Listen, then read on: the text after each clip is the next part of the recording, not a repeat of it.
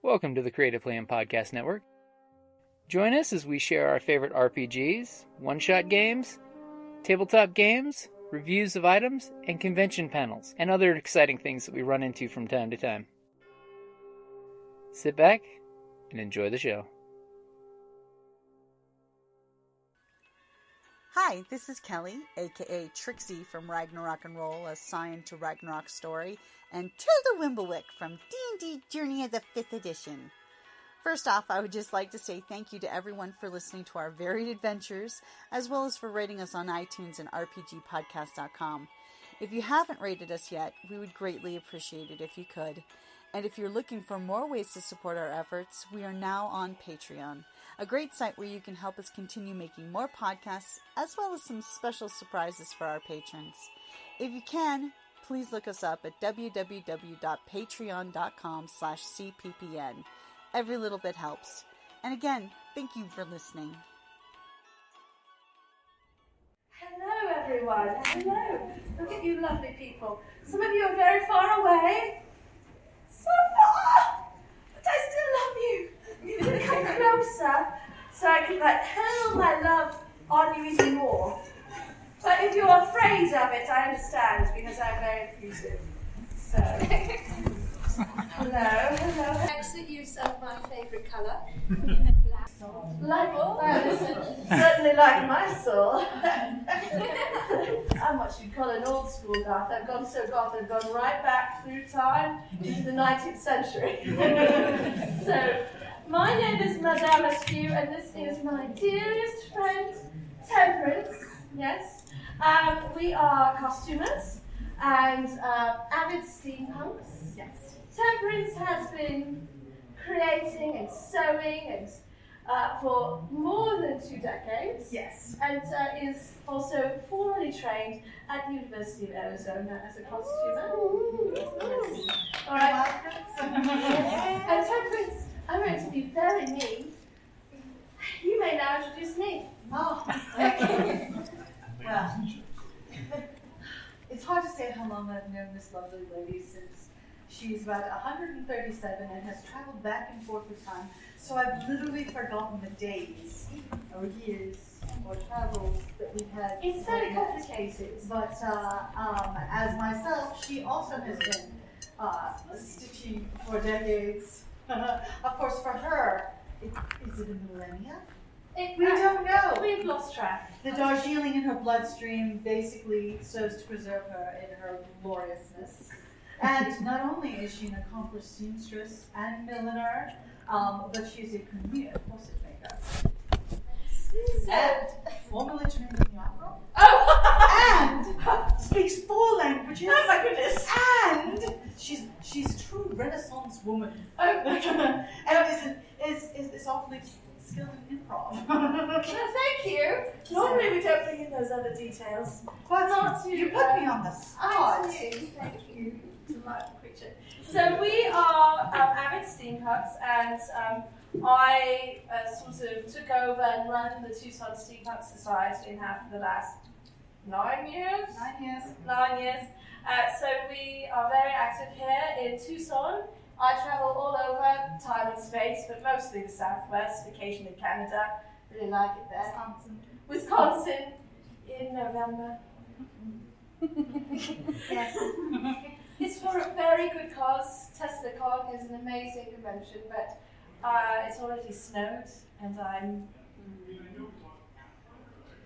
I have concerns. So it'll be wonderful. So yes, but we do steampunk all over the Southwest, and we started out in the Tucson Steampunk Society together. Yes. So a while ago, I thought it would be nice to do an introduction to how to get into steampunk, sort of more of a nitty-gritty, if you will, as well as some philosophical underpinnings of the genre. One of the things that I see happen a lot, Temperance, is that when I am meeting people who are interested in doing steampunk, who are new to the genre, or even new-ish, there's always this question like, where do I start? What do I wear? What is steampunk anyway? Yes, that's usually the first 3 questions. Yes. And I think unlike many other genres, Star Wars, you have canon. Sometimes contentious canon. Sometimes an outside force tells you that some canon is no longer canon. But there is canon from which to pull. Star Trek, very clear canon, that even if sometimes you wonder how those Klingons have changed so much. Dramatically. so dramatic. It's the opera, actually, the Klingons. But there's canon, so there's something you can go to. But with steampunk, it's a little bit more amorphous, right? Like, do I have to wear brown? Must I put gears on my clothes?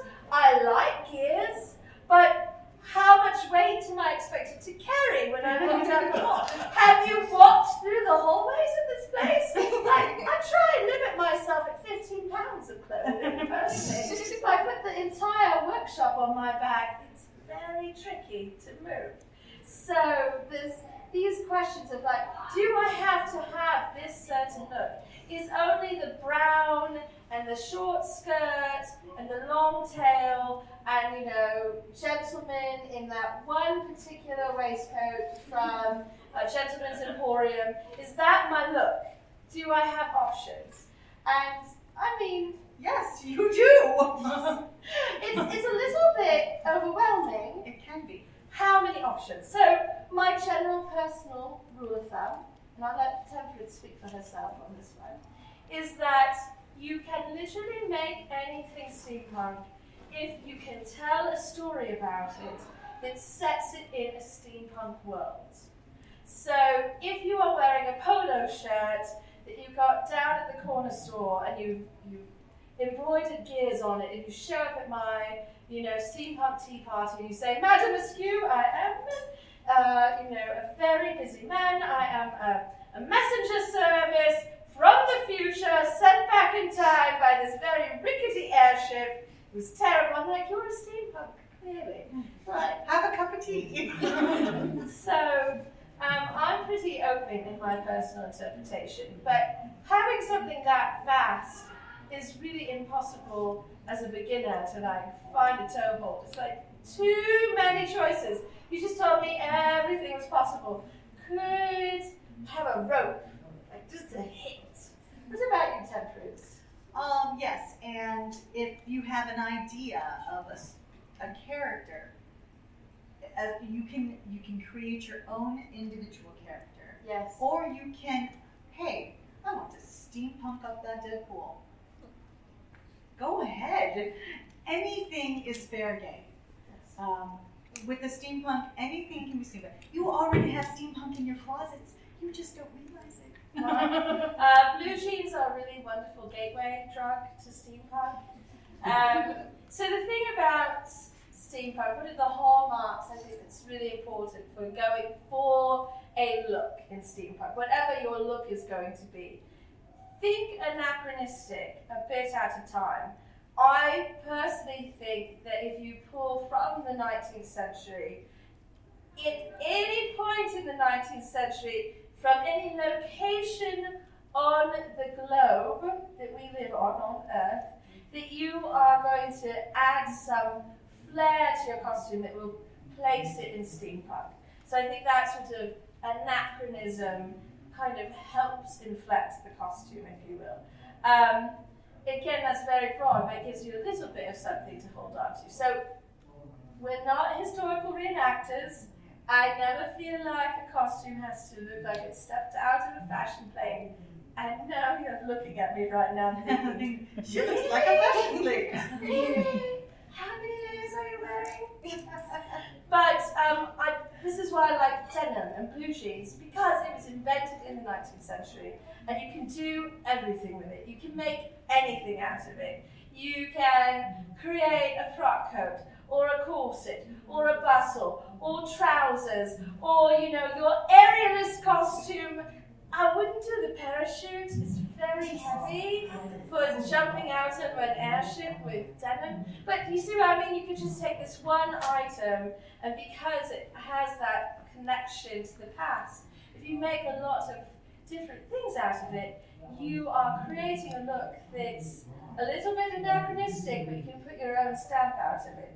And I like denim as a beginner place too, because you can thrift it very heavily. You just go buy old blue jeans and cut them up and make them into quite beautiful things. So, yes, and thrift stores are your friend in general. You can always find something that will work. Okay, maybe not always, because I generally can't find stuff in my size. I also have some issues at the thrift store. That's why we tend to make. But you're not required to make. You can expand on what you currently have. You can add to something that you purchased. I mean, you can invest a lot. Some people do. Others, they don't spend very much at all. And they come up with the most amazing steampunk costumes. So upcycling is a grand tradition in steampunk. I don't know if you remember the vogue for that term on Etsy a few years ago. Everything was upcycled and had a bird on it. With steampunk, you can upcycle it and throw gears at it, and you're starting to sort of get there. Or not. The gears are optional. Sometimes I really want a gear. Sometimes I want more lace. You know, I'm a fickle creature. Exactly. But upcycling things, I think one of the other hallmarks of steampunk is really this sort of do-it-yourself aesthetic. So, Temperance, I agree with you. Making things is not required, but many people come into steampunk and suddenly become makers. We're a little bit like a gateway provider that way. We're like, oh, you want to do steampunk? I can show you how. You should come to our free workshop. Exactly. We're going to teach people how to drill leather and make pouches. Yeah, it'd be fun.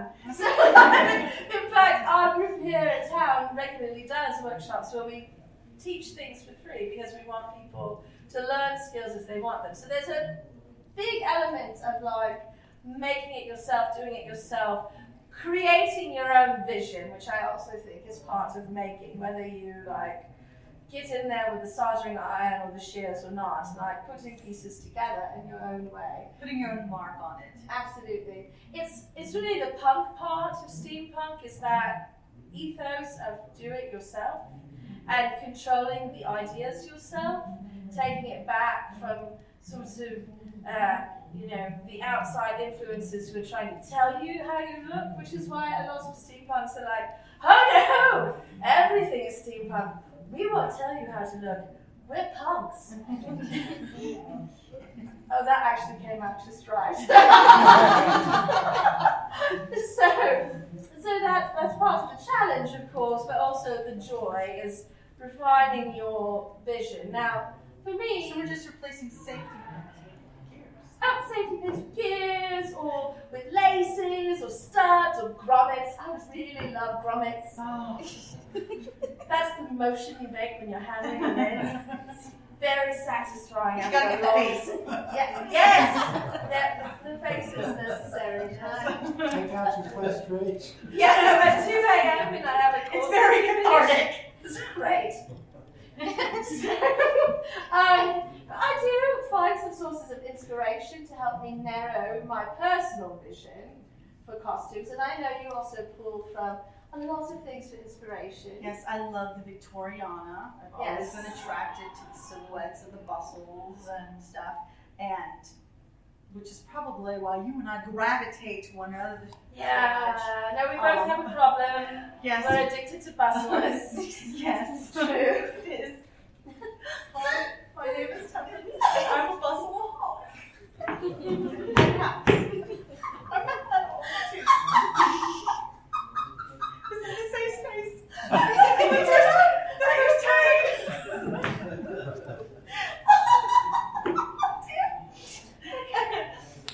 And it's true. Now we have a problem. We just don't want to stop. Exactly. Do I really need that new costume? Yes. I do. I will say this as an aside. One of the other really great ways to get into steampunk is to find a friend and to have a person with whom you can create things. So I do like the fact that we have an active community here. We will provide a friend for you. Yes. So if you're like, I'm new and I can't convince anyone else on this whole Gears thing, I just really like it. It's fine. Come along with us. We have like 200-300 more of us in town who will put Gears on things with you. So, And one thing that our local group does is every so often we will have a meetup where we just bring all of either old costumes, pieces, or crafting materials that say, you know what, I'm not going to use this anymore. Where we all get together and then, oh, you know what, I can use this, and we just swap them. that is one of our things we love to do in the group. But having someone with whom you can bounce ideas off of is very handy, and Temperance and I do that with each other a lot. Yes. You and I both love the Victoriana, but I'm also really inspired by a lot of steampunk fiction. So I go often to the books, I sort of read how my favourite author is creating their world, and I take from that some ideas about how I could reimagine the 19th century through, like, what would it be like if we had our own personal computers that were steam-driven in the 19th century? How would that affect my clothing? Would I need a whole backpack to carry it? Or would I need to bring a trolley with me everywhere? No, they look so heavy, and I'm a weak, fragile creature. Did you see me try and get up on this stage? I don't like weak things or things on wheels. We do those too. That's true. So I like quite a few steampunk authors. Sherry Priest, Elizabeth Bear are two of my favourites. Gail Carriger. She inspires my hats. Yeah, that's true. You are wearing a Hissel penny. A Hissel penny. So some of it can be just looking at their world and how they've sort of morphed the fashion and taking some ideas from that. Some of it is just thinking about like how they've used fashion to tell the story of their character. For me, that's a very big piece of what I do in my steampunk. Is I view it as communal storytelling that we're doing, and that the costuming is part of that. So I like to look at how the pieces create the ideas of the character. Yeah, and I like to create pieces that are interchangeable with other ensembles. Yes. I like to make mine, like you'll almost always see that I have black as my accent color, because then I can mix all my. And I also have a twin sister, so hers is all brown. And she's the browns and golds. And I'm like the blues and blacks and silvers, so that people can tell us apart. And this is important. The detail here is identical to my sister, so we do need the color coordinating, especially when we first started. It took 9 months to get it straight. She told us apart by our husbands. It's true. It's true. I'd be like, "Where's the husbands? I don't know who I'm talking to." So now they color coordinate. Yes, exactly. So books are a wonderful source. And if you are looking for some suggestions of steampunk reads, Goodreads is certainly a good source.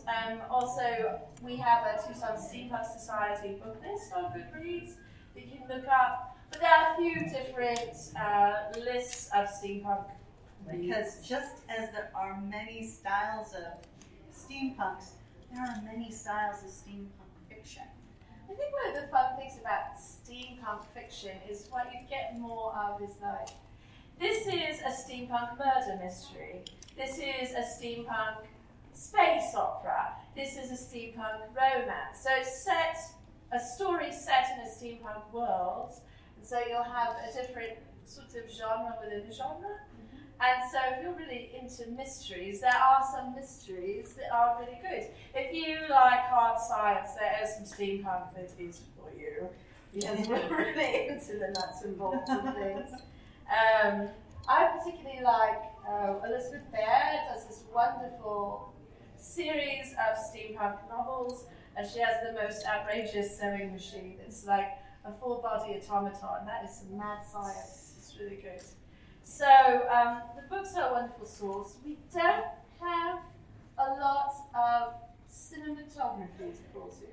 No, we don't. But it is improving, and they are writing more in this style, like, say, for example, Carnival Row. Yes. Has anybody watched Carnival Row? Yeah, Yes. a few hands. So it's definitely a grown-up show. It's not good for, young people. No. No. But it has, there's a lot of steampunk elements to the aesthetics of it. No. Industrial,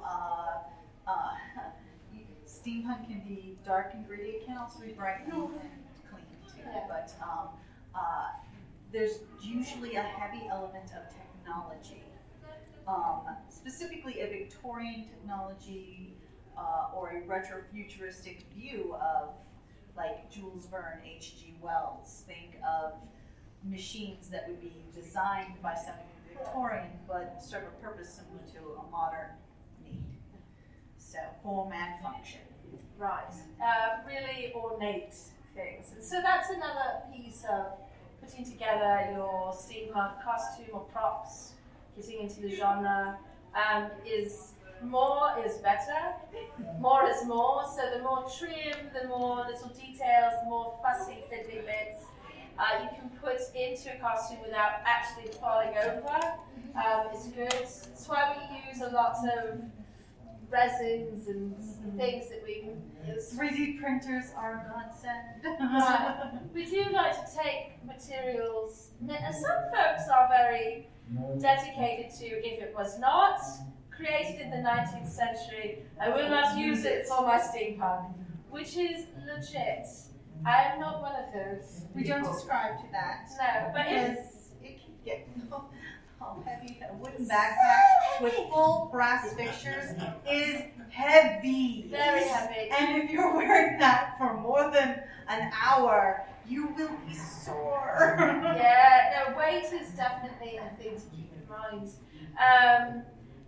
The old things look really cool, just natively. They have that patina on them, but they're heavy, they're hot, they're expensive. So going that route can be spendy and difficult. So I think a lot of us look for other solutions. Steampunk is verisimilitude. So it is a fantastical made-up world. There is no canon, right? And so who's to say they didn't have resin or use different just plastics paint earlier? I mean, cosplayers for decades have been repurposing materials, bone to do armor, those sorts of things. Same exact type of thing with steampunk. It's just we painted a little different. Yeah, now patina is a really good thing to sort of work it into your costumes as well as your props and things. Give it a bit of that. It's been lived in, it's been a little bit aged. Personally, I give mine patina by just abusing my costumes.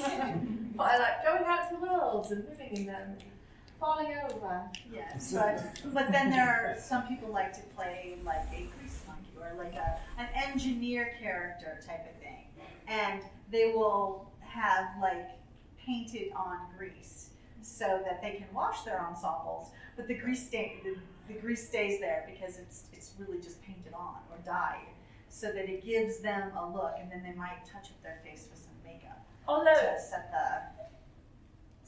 let's touch on that face makeup for a moment.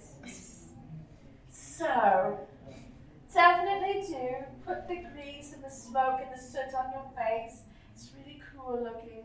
But also definitely be super careful where you put it, because occasionally you make yourself look like you got punched in the face.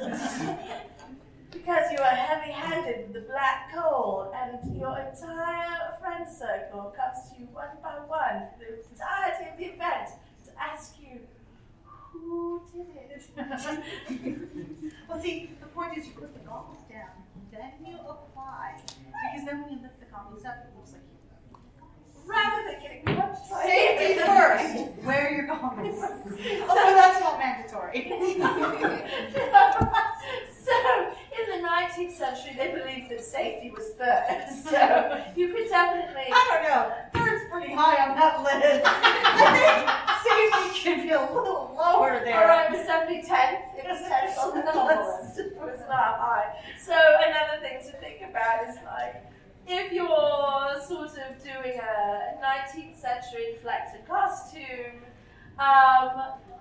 consider all of the ways you could be injured and how you could represent that in your costume. So you'll see a lot of people do, prosthetic arms and prosthetic legs, and will have a goggle or a monocle or something scarring, damage to their costumes.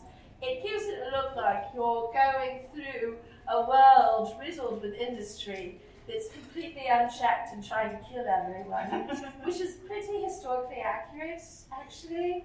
That part's not fantastical. It's one of my favorite things to do is to tell actual horror stories from 19th century manufacturing. People We have some news. they sound like they're fantasy. They're so awful, but they're real. So you can really, if you can dream of dying that way, of being murdered by a machine that way, you could put it into your costume like, oh yes, that's the time I was nearly poisoned in the mines from the arsenic and died, and that's why my fingernails are permanently green. Oh, I lost that limb to a, cotton gin. Oh yes, the cotton gin got you. Yeah, exactly. That's where my hand went. Exactly. No, and I had to have automaton lungs because of all of the cotton dust from the cotton mill. Yeah, all of that's real, by the way, all the people dying. So, called- but Yeah, cotton lung. it was called cotton lung. It was. So, putting some battle damage or lived-in damage on your ensemble can be really fun, and that's fun. I am a really twisted lady, but You're a steampunk. I'm a steampunk. So, but that's why getting things that have been previously worn, thrifting items, you already have some patina in the ensemble, right? Now that said, not everybody Not everybody does, It grungy steampunk. manual labor. Not everyone engages in trade. Some people are like me. Yes, you have your estate. I have my estate and ways of having money, which we don't discuss. It's much too gauche, but it appears. And I then pretend like the world is a very clean place in the steampunk land, and I just go forth in lace and petticoats and hope for the best, right? So you don't have to be grungy, you can be very lavish. Think about the story you're telling with those choices, right? If you are an airship pirate, will you be pristine? Maybe? Are you an airship pirate dandy who installed a solar-heated bath in your penthouse suite on the airship, and you bathe twice a day, much to the chagrin of the rest of the airship? All right, you are Adam Ant of the airships, and I'm about it. But maybe if you're an airship pirate, you're going to have some wear and tear, right? Or maybe you're a Western style. I mean, we do live in the weird West here. We do live in the Weird West. My husband, he does a Western style steampunk, and will often decorate, cowboy hats, and he has a more lived-in look, but not necessarily dirty, just his mind. Right. Ouch. Oh my.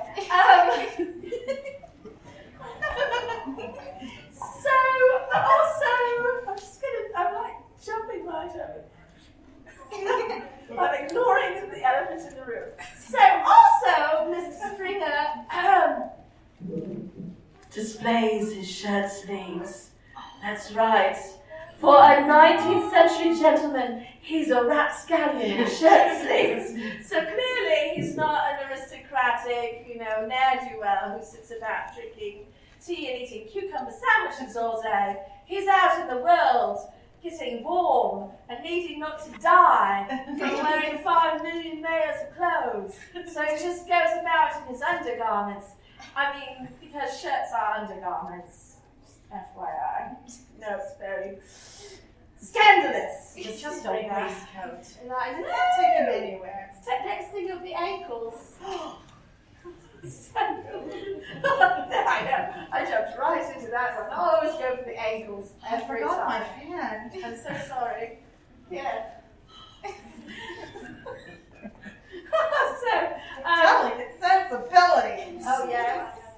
So think about, what you do in the world, what your steampunk world looks like, what your lived experience might be, what sorts of dangers you could have, or if you have no dangers.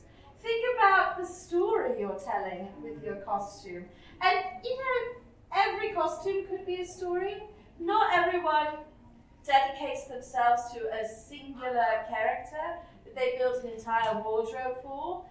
So some people, every day is a new ensemble and a new character. Some people are unkind to Madam and have a new character 4 or 5 times a day. And I'm very confused because I'm elderly. Who are you now? Which character? Some people don't have any character at all. That's they just right. like to dress up. They love the aesthetic. Right. I mean, having a persona, having a character is not mandatory. It's just enjoying the aesthetic style is enough for them. And that's perfectly valid. Absolutely. There is no reason that you have to go up. You don't have to have a persona. You don't have to have this backstory and, 6-page, doctrine on. Oh, no, not at all, Temperance. No. You wouldn't be talking about your personal experience at all, would you?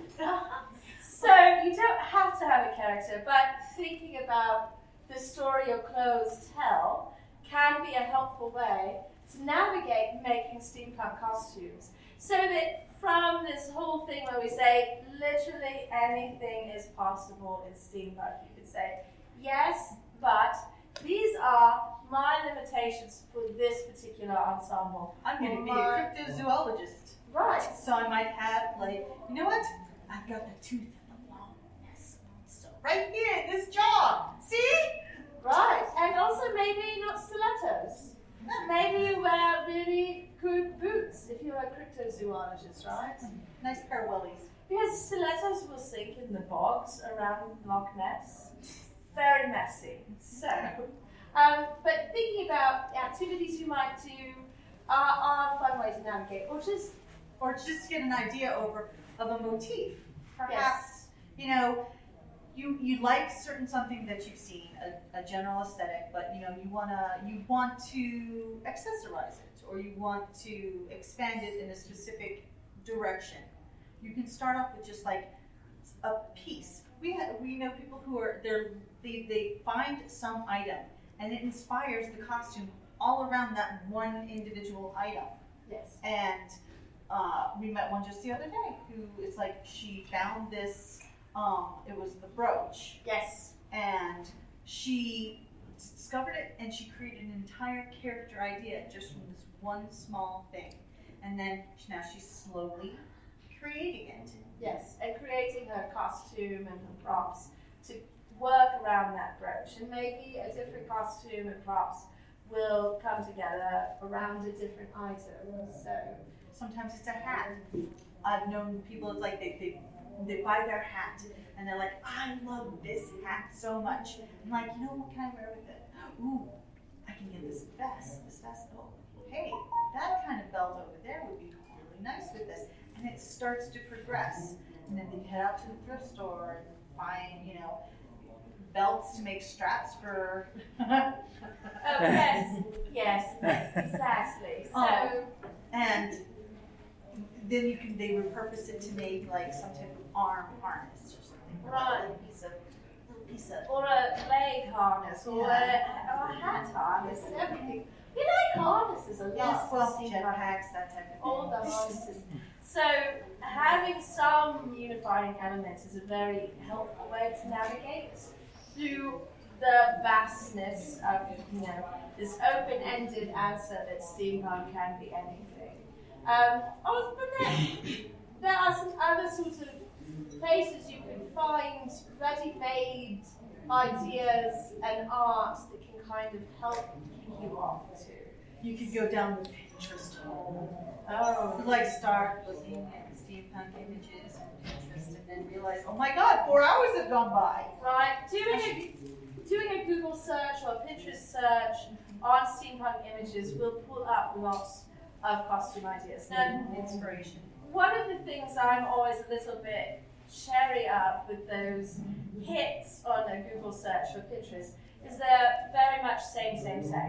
So, and that same is wonderful and looks really cool. But sometimes it can feel like that's your only option, is to wear brown and to wear stripes. Now, I mean, stripes are good. But you can also have paisley in steampunk, I promise. Paisley is an option, if you really prefer it. Or florals, right? Or skull prints. I'm here for it. Polka dots. Oh, you mad woman. I did. Polka dots. Madness! I did an apron bustle, a bustle. All polka dots. So, but Of course, I was going for a mushroom. But no, when you're going to Google and you look at the images, don't feel compelled to recreate them, but they can be a source of inspiration. There are some makers out there who have been at it for a long time, who are very prolific in sharing their art. I'm particularly fond of James Ng, who's a steampunk artist out of Southeast Asia. He does really incredible steampunk art. It has a very strong Mandarin feel to it from the latter part of the Chinese Empire. And so it has a very different vibe than something you might find created in London, right? But still very visibly steampunk in this sort of anachronism and the technology present. And Yes, because the Victorian age happened everywhere. well, I like to Not just. So I like to say it's the 19th century, that we do a lot of Victoriana. Queen Victoria lived, but the 19th century happened everywhere. And so if you're pulling from the 19th century, you can pull from all corners of the globe. And we also like to look at historical photographs a lot, and to look at fashion magazines from the era, especially the inventive latest patterns, the things that they're thinking about making, because some of their designs for possible garments are like, oh, I don't think that was possible for them to make, but we've got plastic. We've got the means. We've got heat guns. We can do this thing.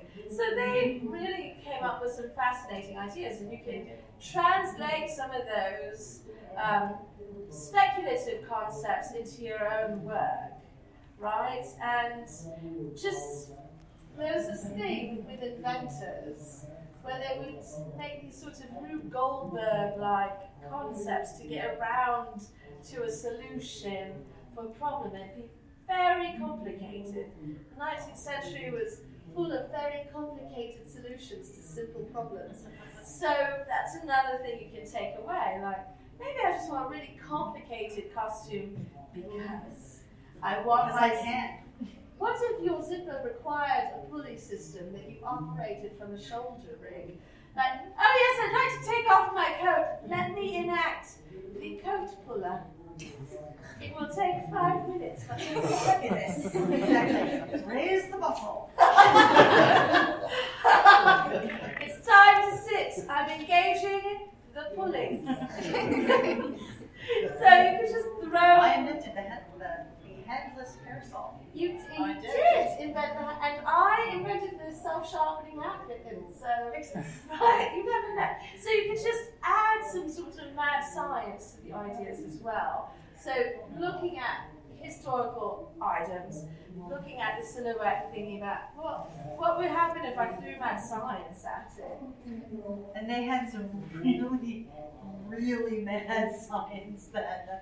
Oh yeah, no, the 19th century was full of a lot of speculation and very little, data in some instances, because anatomy was new, chemistry was still kind of coming along. So the science was pretty out there. All right, we have about 10 minutes if you have questions. We've gone all over the place, giving you, I hope, a few tactics to approach creating your own. But if you have specific questions, we would like to answer them. Yes?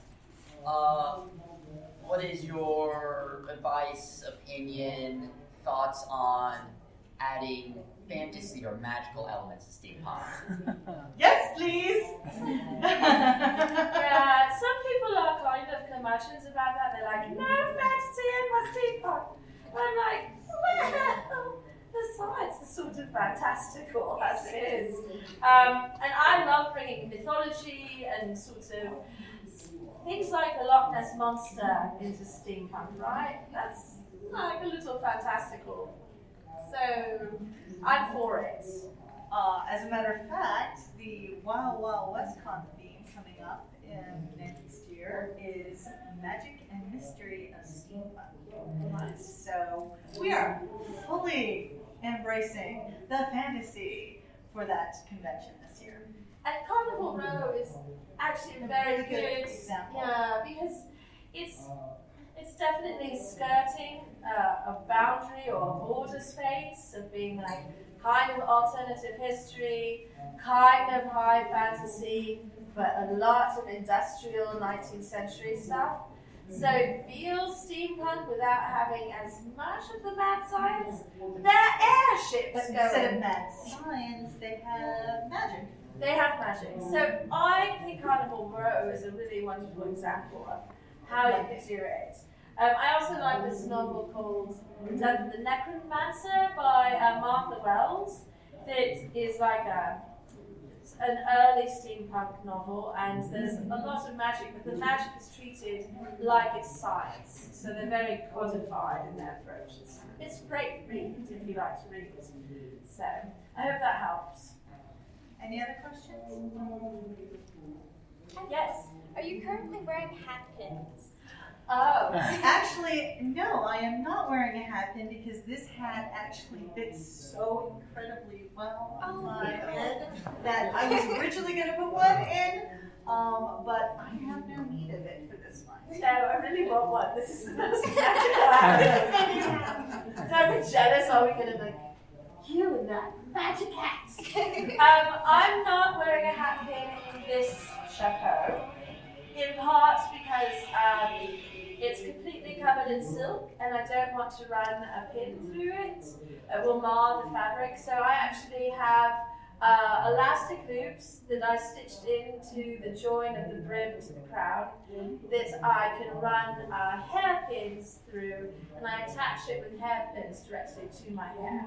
But I do use hat pins, vintage hat pins, because they're really sharp and deadly on other hats. That's the deadly bit. There you go. No, I mean, I have a love affair with hat pins. Yes. I'm trying to figure it out because I'm a big historical sewing nerd. Oh. So I'm the type of person where I'm like, ooh, I want to do my own petticoats. Oh wait, I have to hand dye silk. All right. And I'm trying to learn.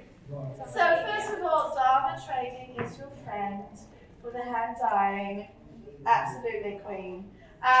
Secondly, do get vintage hat pins because they're better made. Not because I'm snobbish. No. Because it's just a worthwhile investment. It is. And most of them, I mean, depending on where you find them, a lot of them aren't that expensive. They're like $10 to $25, Right. depending on length. In fact, if the nodule, the decorative finial on the top is very fancy. I've seen them for like $50, $60. Yes. But most of mine are in the $20 range. And then the Edwardian ones are really long, so the more Victorian ones tend to be a little smaller. Those Edwardian ones you will need to get piece bonded probably. They will notice. I am a little. They are sharp. They're very sharp. The vintage ones are very sharp and they are very strong. So we have 5 minutes. So I have lots of stories about happiness, which I'd love to tell you. But I also want to answer other questions just in case. So, Otherwise, we'll spend the next 15 minutes talking about happiness. Yes? Do you guys have any meetups or events coming up? Oh, yes, we do. So, in December, we have one of our biggest events of the year, and that is the Dickens Tea, which is happening on December 14th. We throw tea for about 125 people. One of the best things about that is the table decorating. Yes. Normally I enter. I'm not entering this year, but normally I go crazy. They have table decorating contests. They have entertainment, musicians. We have live music. We have raffles and a auction. Different things, and all tea. of the food And food. Yeah, all of the food is provided by the members. So all of them are food donations. Yes. And we just get together, have an amazing time, dress up.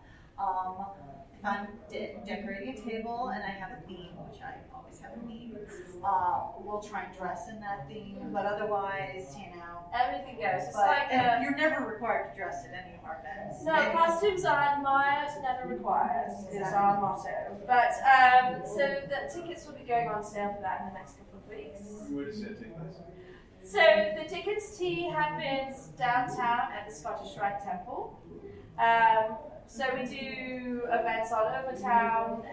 We do a lot of maker workshops and meetups just to craft. We'll do those at libraries or Not December usually because of No. the Dickens. No, listen. We take a couple months off usually. We take March for Wild Wild West Con because it's very involved and most of our members are heavily involved in the convention. and December. And oftentimes, sometimes in the summer we'll have a gap just because of exams. Right, but we try to. We have book club every month. That happens at Antigone Books. We only take off March and December for book club. It's the second Sunday of every month. Our social gatherings vary by the month. So this month's social gathering is Tucson Comic, for instance. And once a year, we like to get dressed up and invade Pinnacle Peak. Yes, almost always it's January and February we do that. And that's a great event because Pinnacle Peak will let us bring up to 120 people. So we could just all descend. So it's pretty fun to get in on that. We take over the whole park. We do go sometimes to the cinema together or just have tea parties. So it varies every month. We try and Gaslight Theater. Gaslight Theatre. That's a good place for small costumes. Yes, because there's not much room there. It's very narrow. So yes.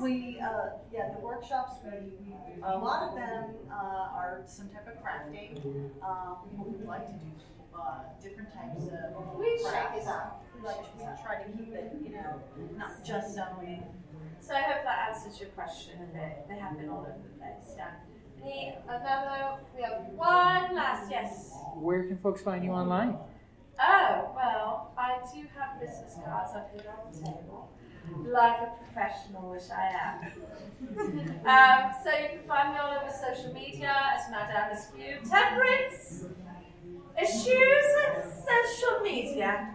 Down for society. Well, I'm just going to take it all down with me and my ankles. So you can find Temperance by finding me. Because I talk about it all the time online and I post a photo. Partners in crime. You are implicated in many, many activities. We will do what we call tutorials sometimes. Yes, we do. If we're working on a project, we'll record it and stream it so that people can, say, you know what, I have to pipe this dress. Let me show you how. Yes. So we do that. So Facebook, Instagram, and Twitter, main places you can find me. I also have a Patreon where I post deep dives on costuming, literature, steampunk culture and events, and also offer sewing lessons and that sort of thing. So, one last question. Yes? Yes? Was that a hand up or no? It was like, all right, good. Any other questions before we, yes? No? You see, I was a teacher. So if you wiggle your hand, even in this zone, I'm like, is that hand up? Or are you waving? Right. Also, I'm blind. God. She's just following the movement. If you don't move, she can't track you.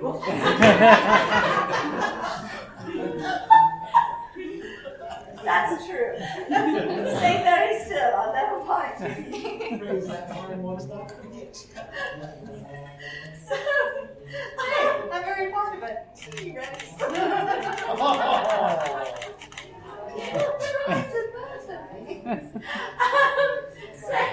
thank you so much for joining us.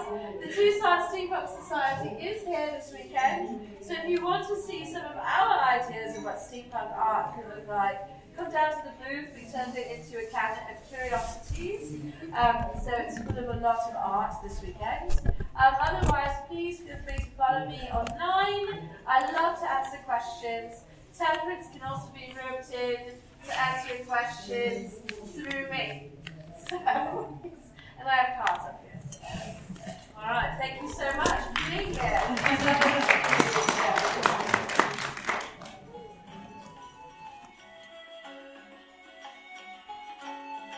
Thank you for listening to the Creative Play and Podcast Network. And feel free to enjoy our other shows, such as D&D Journey of the 5th Edition and Scion Ragnarok and Roll, a Scion hero to Ragnarok story. Thank you for listening.